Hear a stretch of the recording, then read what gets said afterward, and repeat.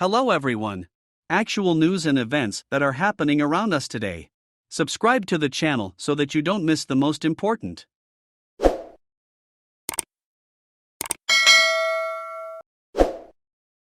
Oil rose in early trade on Friday, trimming some of the week's losses, which have been driven by worries about Chinese demand and expectations a high price cap planned by the Group of Seven (G7) nations on Russian oil will keep supply flowing.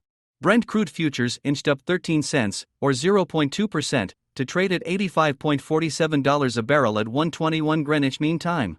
U.S. West Texas Intermediate (WTI) crude futures jumped 35 cents, or 0.5%, from Wednesday's close to $78.32 a barrel. There was no WTI settlement on Thursday due to the U.S. Thanksgiving holiday. Both contracts were headed for their third consecutive weekly decline, on track to fall about 2% with worries about tight supply easing. G7 and European Union diplomats have been discussing a price cap on Russian oil of between $65 and $70 a barrel, with the aim of limiting revenue to fund Moscow's military offensive in Ukraine without disrupting global oil markets. The market considers the price caps too high, which reduces the risk of Moscow retaliating, ANZ research analysts said in a note to clients. Russian President Vladimir Putin has said Moscow will not supply oil and gas to any countries that join in imposing the price cap, which the Kremlin reiterated on Thursday.